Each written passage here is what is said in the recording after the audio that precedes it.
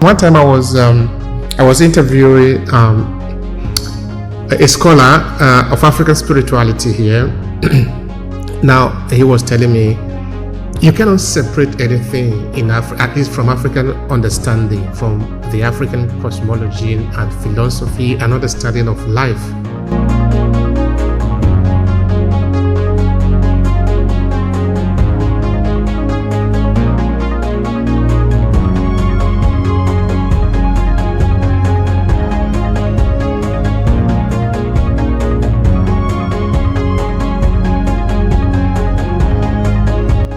Everything is the same. Everything is connected. You know, I think a very typical example that everybody can understand is to, okay, I don't want to go into medicine, for example, from how medicine is seen in the West, or modern medicine, if you want to call it like that, from how medicine is seen in the traditional sense of it, or African traditional medicine. Oh yes, please. Let's go down that rabbit hole. That was one of my manifestations. I was a holistic healthcare practitioner and a massage therapist for 15 years. So all right. Let's touch that. Let's touch that a little bit.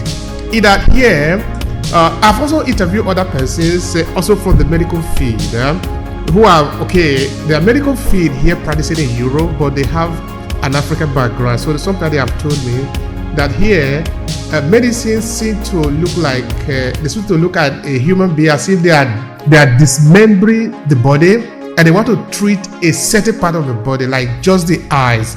They want to treat just the eyes. That's correct. The African understanding is that you cannot treat just the eyes, because the eyes is not alone. If you treat only the eyes, maybe the problem is not the eyes, the problem might be even the head, or maybe the legs. If you fix the eyes and you don't fix the source of the problem will come back again to the eyes. But if you have so effectively treated the eyes, it will move to the ear, because the problem is still there. So this is, of course, dealing with the African understanding of life, that every part of us is part of us. So that I repeat it again. Of course, then I'm pose the question to you, that if we understand this as a basis, it will be a crime for us to destroy nature, to destroy any part of us.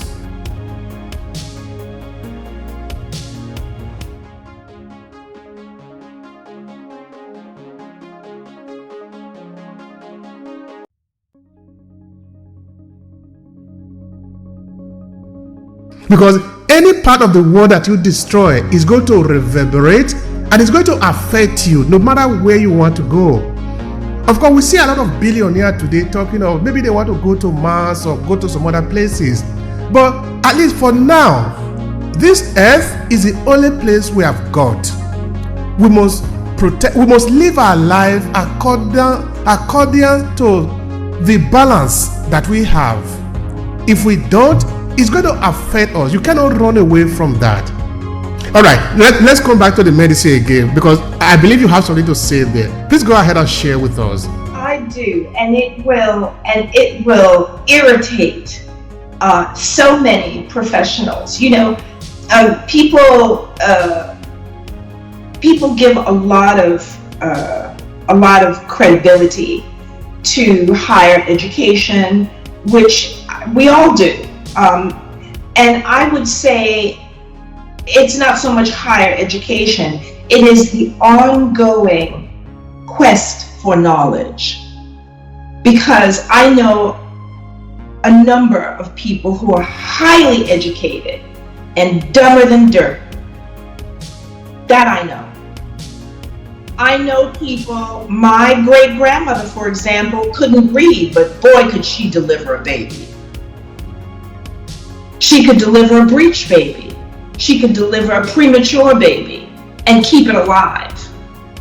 And now we have obstetricians who study for 12 years and they cannot deliver a breech baby without opening the mother's stomach. And so that's just an aside, and that I didn't need to go down that rabbit hole. But the idea of compartmentalization, it is a disease. That's what I believe. The disease is not the thing that they're seeking to fix.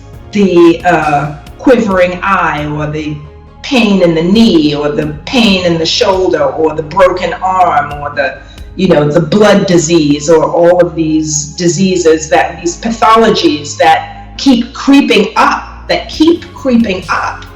and we are looking for a panacea to stop the onslaught of symptoms without dealing with why the organism is experiencing dis-ease in the first place. And it is a very backward way of looking at things from my perspective. But the reason why this prevails is because the desire for wealth, for financial power and wealth and dominion over others, and dominion over others so that we can keep the flow of wealth moving in one direction.